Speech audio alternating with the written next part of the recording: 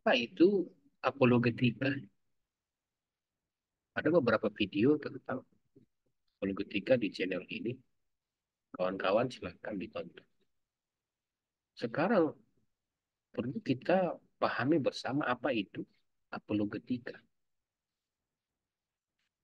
Dalam konteks pengajaran iman Kristen, maka apologetika adalah ilmu pembelaan iman Kristen. Apologetika adalah ilmu pembelaan iman Kristen.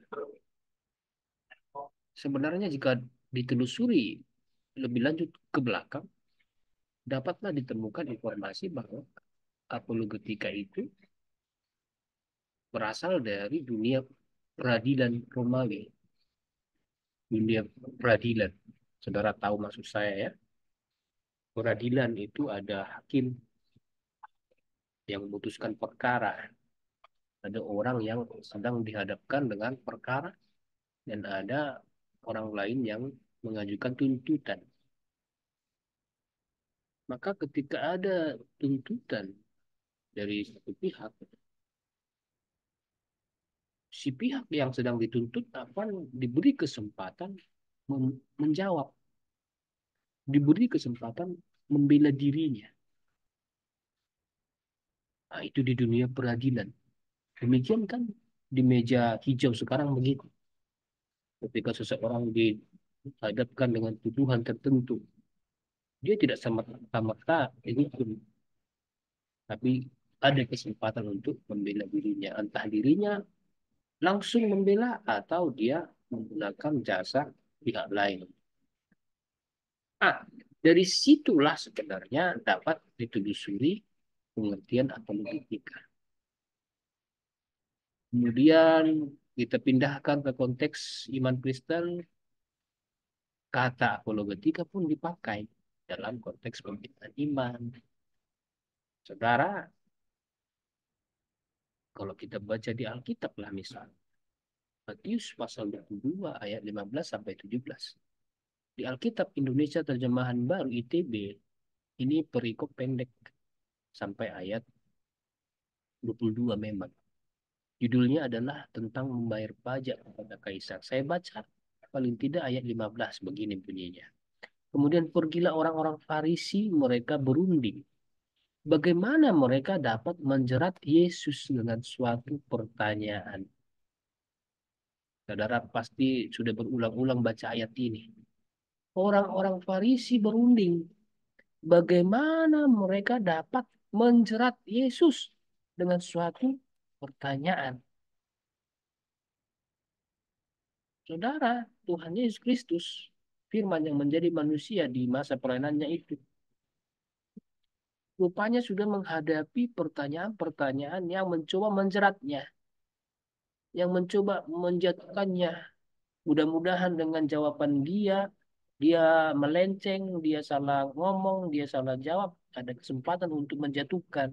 Nah, itu kan maksudnya orang Farisi. Berulang-ulang itu terjadi paling tidak ini yang kita baca. Lalu kalau saya teruskan ayat 23 sampai 28, saya baca ayat 23. Pada hari itu datanglah kepada Yesus beberapa orang Saduki yang berpendapat bahwa tidak ada kebangkitan. Mereka bertanya kepadanya.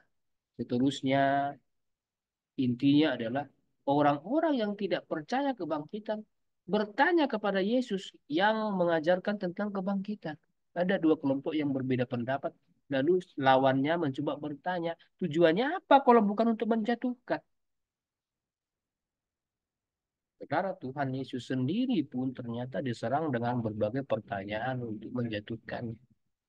Dan pada nyatanya yang kita baca di Alkitab dan kita terima ini sebagai kebenaran, Tuhan Yesus tidak dapat dikalahkan, tidak dapat dijatuhkan, tidak dapat dinyatakan bersalah atas jawaban-jawabannya. Malahan orang-orang itu heran, takjub dengan jawabannya dan dengan malu pergi.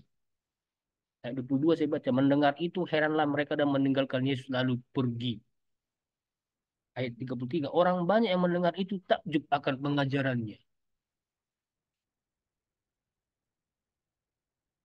Setidaknya ayat-ayat itu menjadi pendorong bagi kita, saudara. bahwa Tuhan Yesus Kristus sudah menjadi teladan soal apologetika. Maka kita pengikut Kristus yang kemudian meneladani ajarannya, baiklah kita juga memahaminya baik-baik. Ajaran Kristen harus kita pahami baik-baik. Suatu saat Tuhan izinkan kita mengikuti jejaknya, ditanya orang dengan pertanyaan-pertanyaan yang tujuannya untuk menjebak, menjerat, bersiap. Itu sebabnya kalau kita baca seperti yang sudah saya sebutkan juga di video yang sebelumnya. 1 Petrus pasal 3 ayat 15. Demikian bunyi firman Tuhan. Siap sedialah pada segala waktu untuk memberi pertanggungan jawab kepada tiap-tiap orang yang meminta pertanggungan jawab dari kami tentang pengharapan yang ada padamu.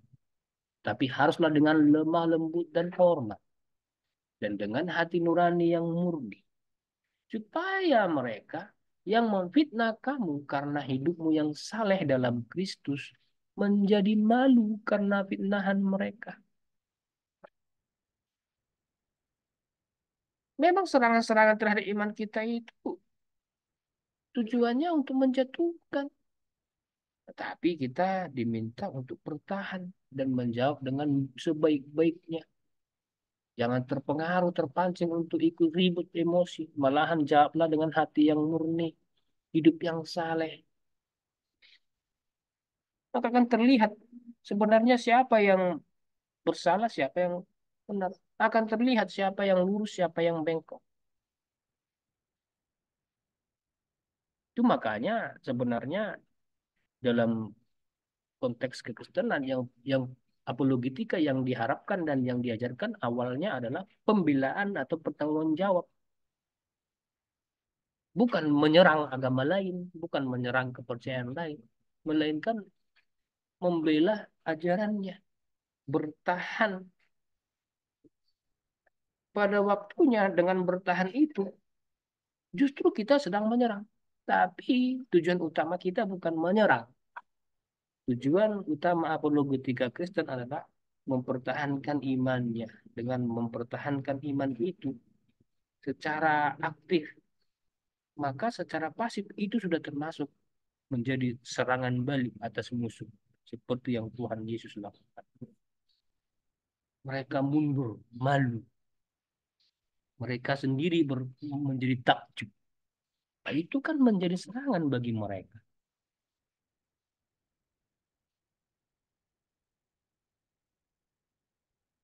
Kalau kita periksa dalam teks Yunaninya, memberi pertanggungan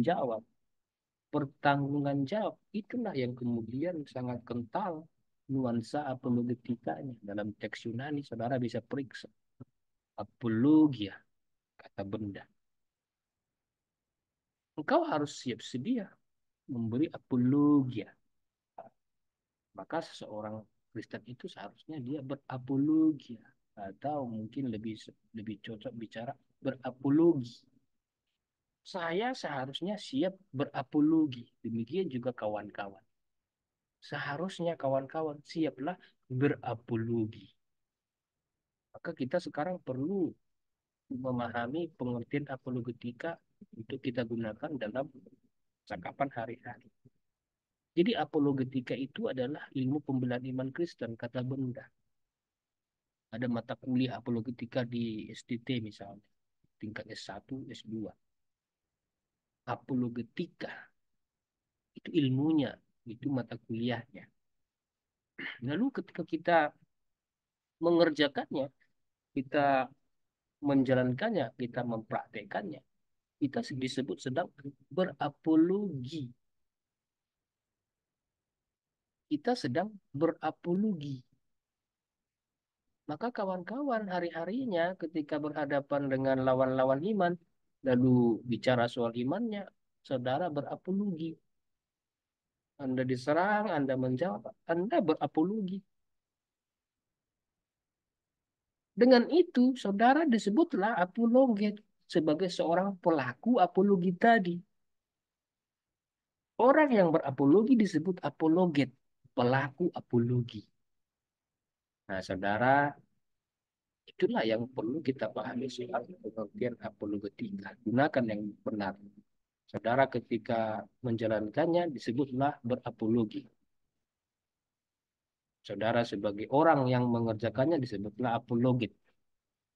Saudara sedang belajar pelajarannya, ilmunya, nah itu disebutlah pelajaran apologetika. Puji Tuhan, mari berapologi dimanapun kita berada.